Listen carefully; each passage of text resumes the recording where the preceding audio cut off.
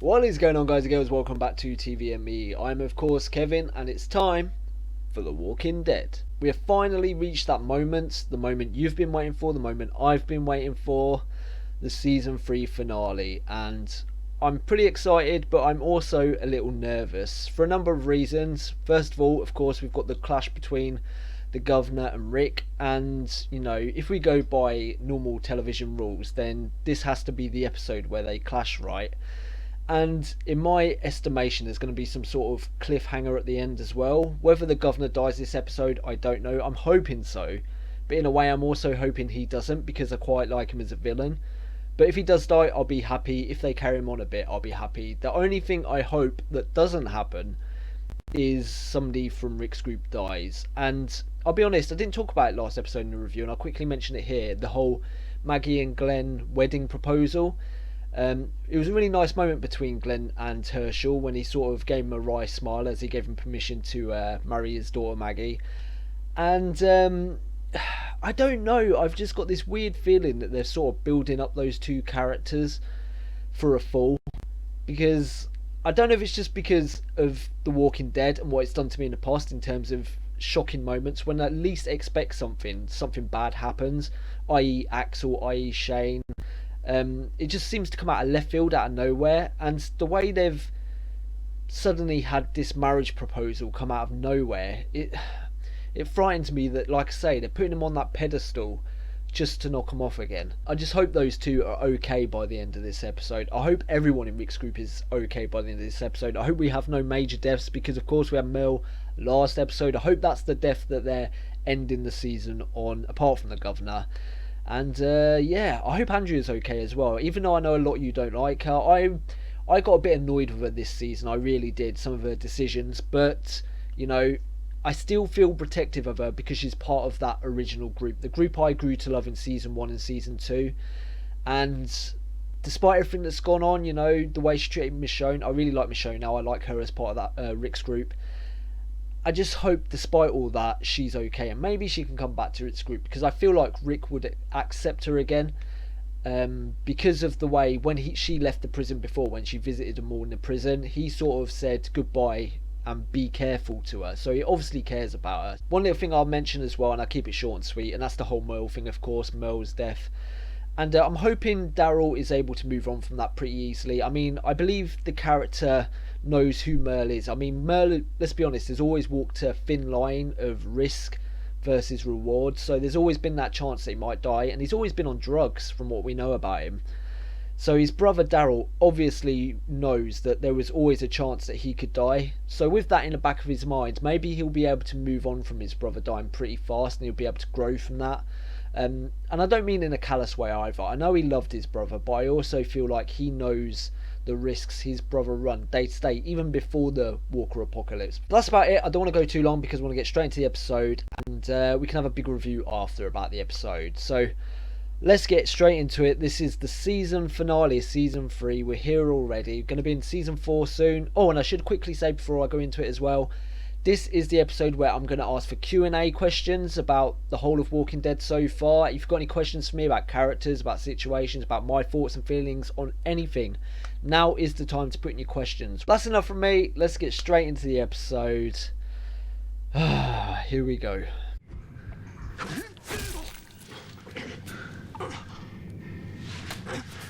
Smell a gunpowder and you see the blood, you know what that means? Means you're alive.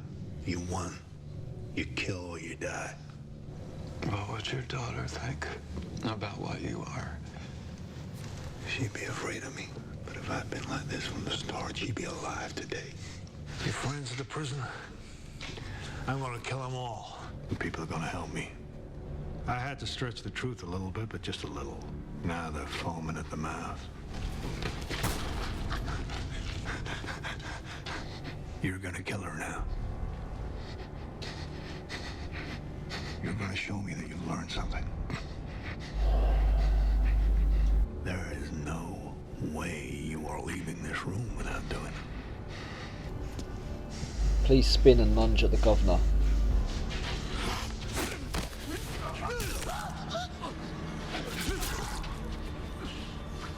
Careful what you wish for, Kev. I told you you were gonna do it. And now you're gonna die. And you're gonna turn. And you're gonna tear the flesh from her bones. Oh, fuck. I didn't even think about that. In this life now, you kill or you die. Or you die and you kill.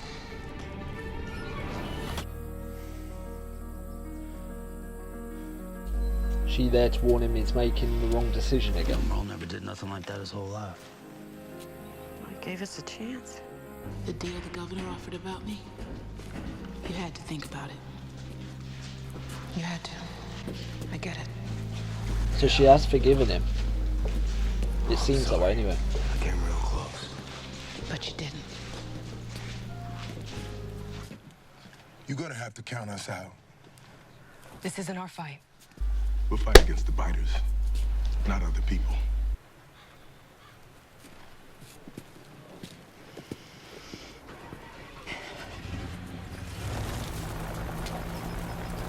Jesus Christ, he's got a fucking grenade launcher.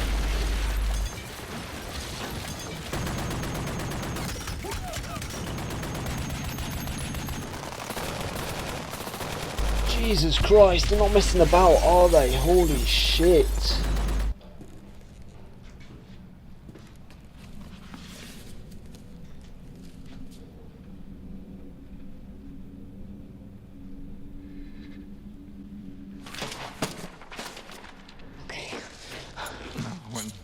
When you get free, you are going to find something very sharp. And you are going to stab me in the head. That is what you are going to do. Keep trying. I wanted to save everyone, even the governor for a while. I had a chance to kill him. He was asleep. I had a knife, but I tried to stop it all another way because I didn't want anyone to die. I'm still alive. Yeah. You are. Oh shit, they are still there.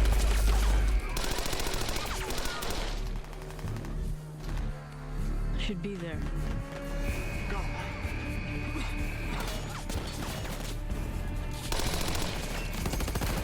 Get down. Oh shit. Fucking cock end.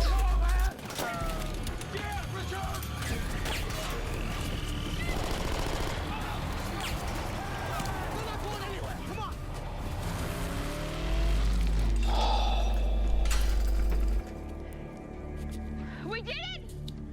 We did it. Don't count your chickens yet. Whoa, whoa, whoa. Don't shoot. Drop the weapon, son. He's gonna try something, I know he is.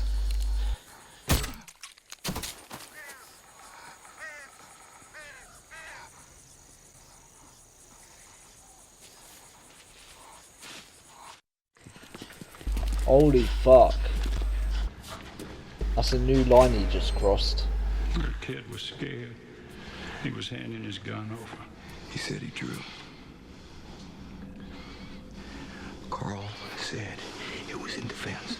I was there.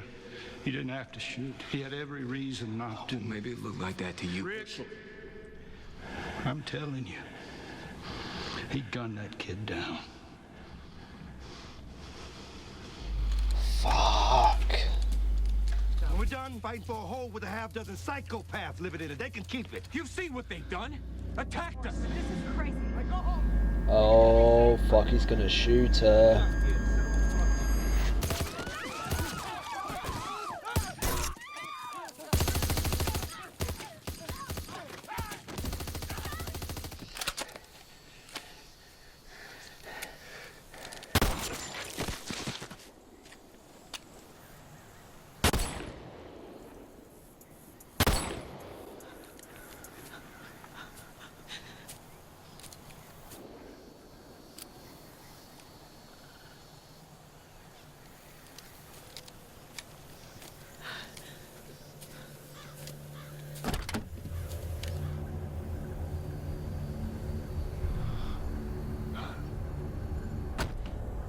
How do you stay with a man like that? He had just attacked us. Yeah.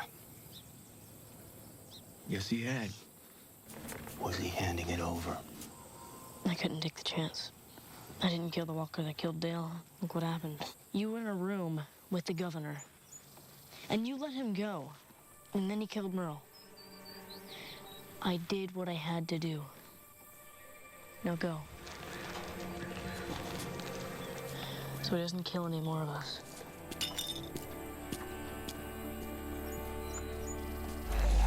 Oh, it's alright, she's got out. It's good. She can do it. Come on, Andrea.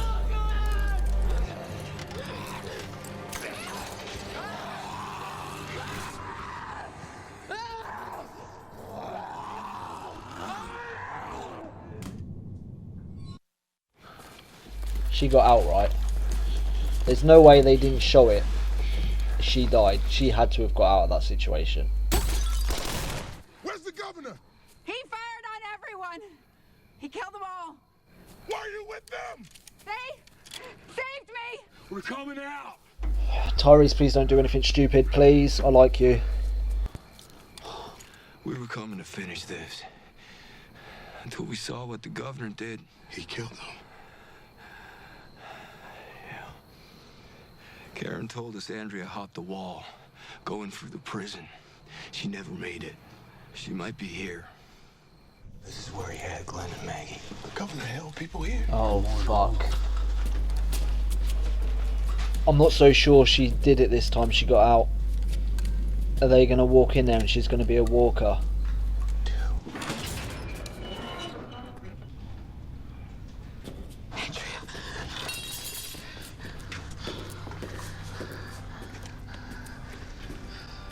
She's been bit.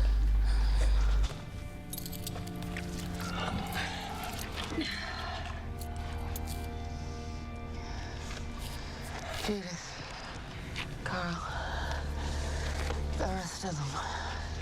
Us. The rest of us. It's good you found them.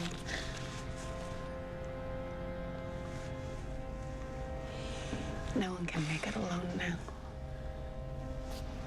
I never could. I can do it myself. No. No, I have to. Well, I still can.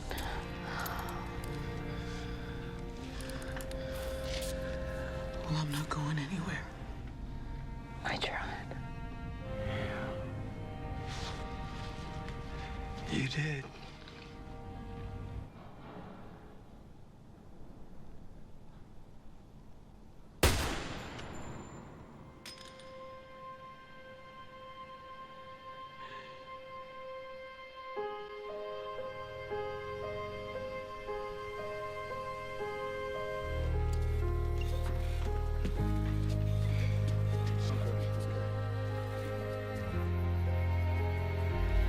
There's no lorry. Maybe that means his conscience is clear.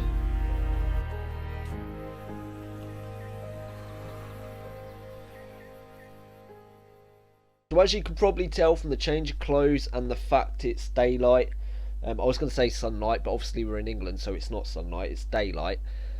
And yeah, it's the day after the episode, and the reason I'm doing the review today is because I think I was in shock yesterday. I did actually record a full review yesterday, but I think because I was in shock, it was sort of ranty, it was mumbled, it just didn't make no sense. It was me going off on different tangents and not linking anything. I think I was a little down by that episode, and I had my brain focused on one thing, and that was the Andrea death.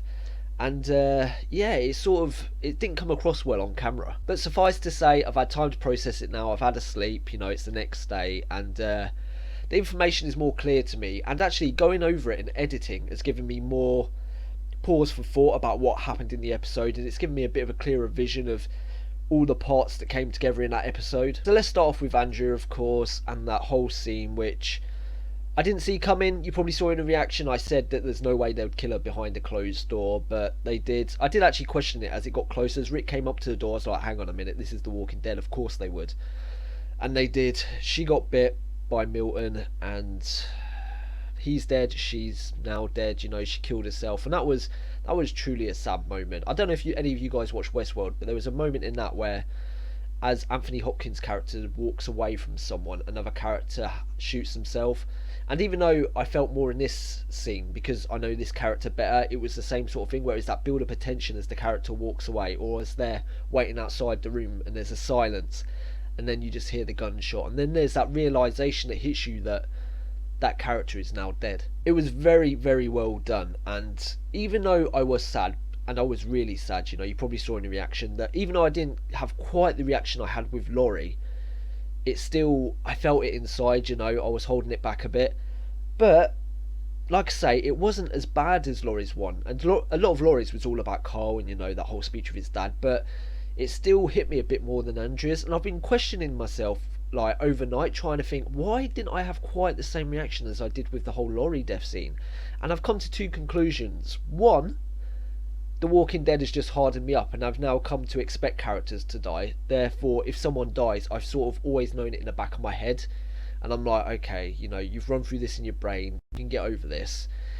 And the second is, I still slightly blame Andrea for being naive and, you know, making these silly decisions throughout this season.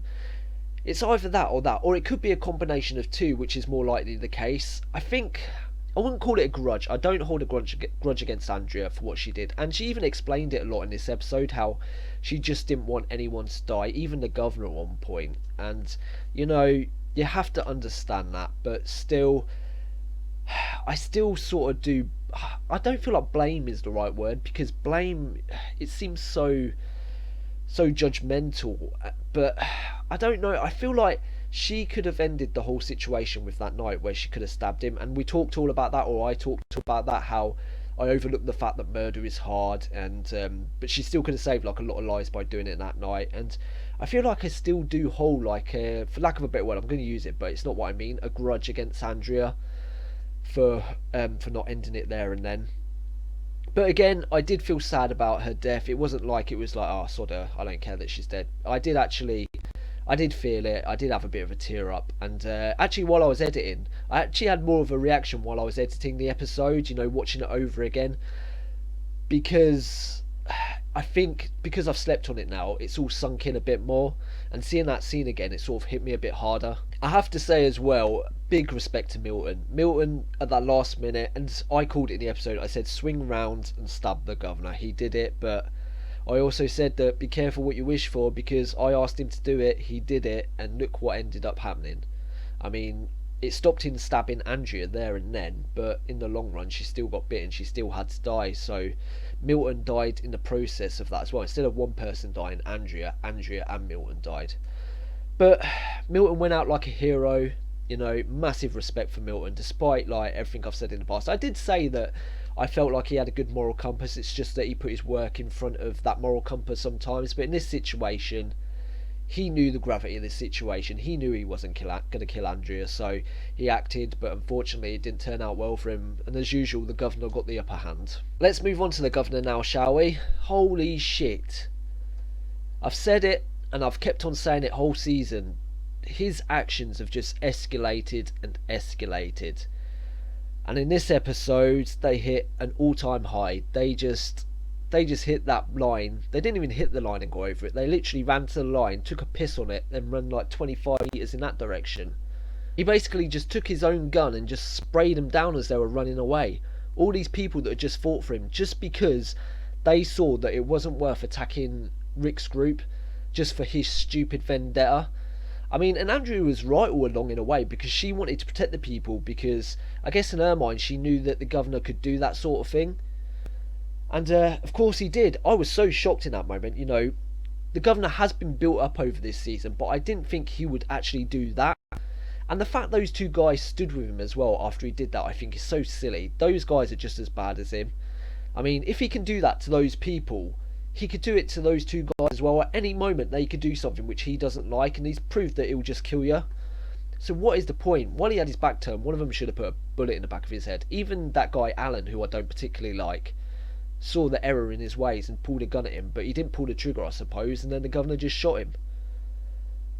The governor just wins every time. And surprisingly, he didn't get killed in this episode either, which I thought was a certainty. I thought that he would be a one-season villain, and of course I'm a bit sad that he didn't die, but in another way I'm a bit happy, because now we've got that villain carrying on into season 4, and who knows what he'll do now, because he's proven that he has nothing to worry about anymore. He's lost basically Woodbury, and he was caring for those people, but now he just doesn't care because he murdered them all, and he's got nothing to lose, and he's a loose cannon. Who knows what he'll do? I reckon he's just going to have this massive vendetta out for Rick and Michonne and just everyone, and he's going to come in hard, really hard, and I fear that there's more people on the chopping block from Rick's group because of him. I feel like he's got a lot more lives to claim on his journey in this Walking Dead series. Another quick thing I want to pick up on the governor before we move off him is that in this one, when he was speaking to Milton at the beginning, he said if he had been like he is now all along,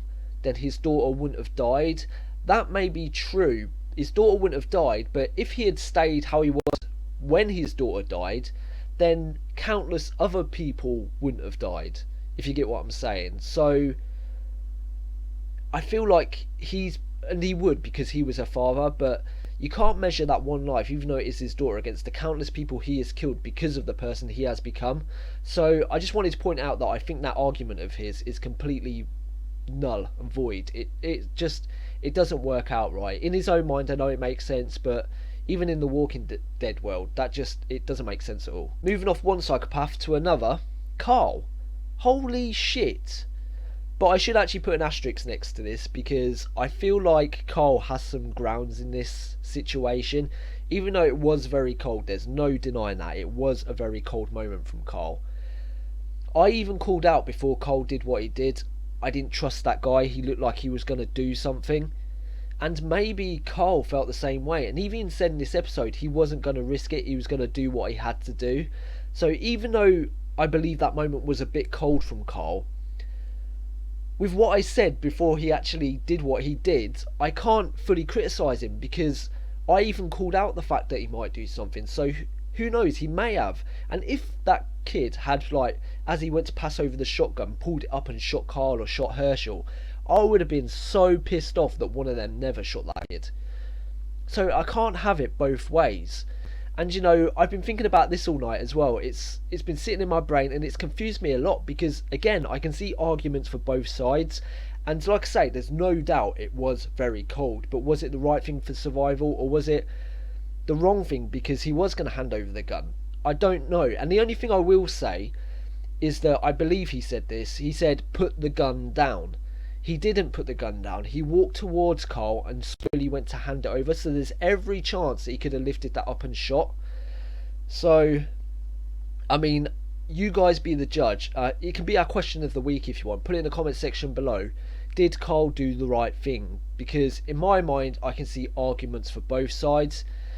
And I can't decide. I really can't decide. I really think from now on in, Carl is going to be a completely different character. I think he's found that justification in his own mind to end someone there and then if he sees them as any kind of threat, any threat at all. And it's almost, and I've said it in the past, it's Shane-esque in the way he's acting now. You know, if someone comes across to him, he doesn't like the way they look or the way they walk or their attitudes, maybe he'll see that in his own mind now is a right to kill him because it's a threat to him and the people he's with. I tell you, morals have gone all out the window. And you know what? I see myself sort of half-siding with Carl as well. It's ridiculous. How I was in Season 1 is so different to how I am at the end of Season 3. I mean, there's still right and wrongs. There's still people that you shouldn't kill. But the fact that I'm questioning that kill of Carl's with that young boy, like, handing over the gun, even though there was a slight bit of threat, I've got half my brain saying that it was right that he shot him, and I'm quite disgusted at myself, in all honesty. I feel like, in what world do I feel that is okay?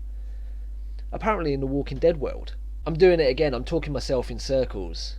This is what I did yesterday, but it was a lot worse than it is today. I was just going in circles, talking about the same stuff, coming back to stuff. I really enjoyed this episode. I really did. I thought it was a really, really strong episode.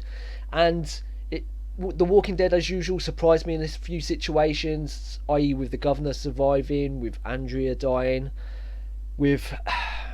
I hate to say it, that was a boss moment from the governor with Milton. When he just said, you're going to kill Andrea. You're not going to come out of this room until you kill Andrea.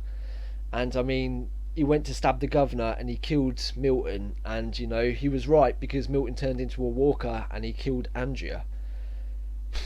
I hate the governor. I hate the governor, but you have to respect him in some of these situations. He's a badass. What am I saying? I feel like I've got some sort of split personality now. No. That's not a good thing. No, I don't like the governor. He's not a badass. He needs to die. He's gonna die. He'll die in season 4. I know he will. Rick's gonna kill him, or Michonne. Actually, no, Michonne will kill him. Or actually, Maggie. I tell you what, if Rick, Maggie, or Michonne, or Glenn kill the governor, or all 4 of them do it at the same time, I'll be happy. Finally, Tyrese and Sasha. Oh, that moment was so good where they said they weren't gonna go along to the attack on the prison.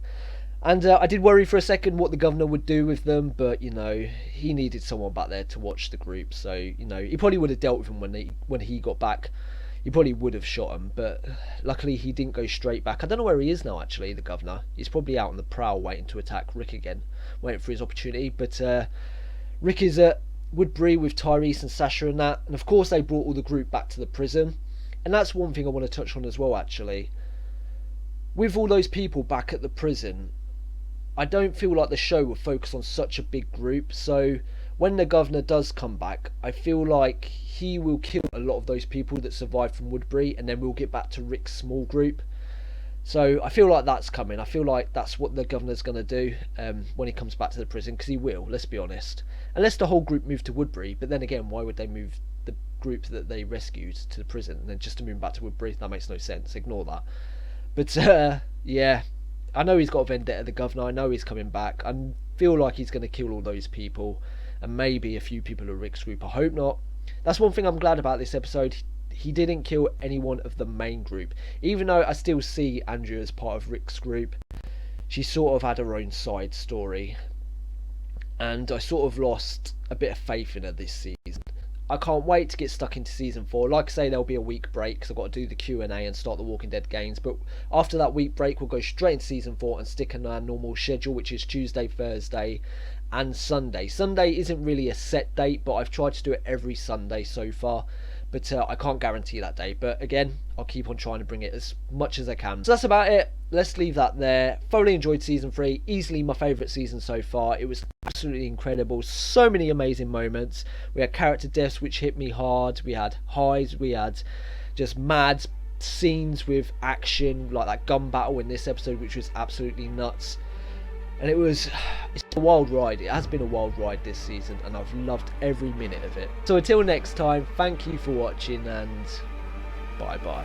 Thank you for watching the season 3 finale of The Walking Dead with me. If you enjoyed the video, please leave a thumbs up on the video because it helps me and it helps the channel grow. If you have any thoughts or theories about the episode, remember you can leave them in the comments section below. But please, no spoilers. If you want to keep up to date with the channel, remember you can follow me on Twitter at TVandMeReacts, or you can subscribe.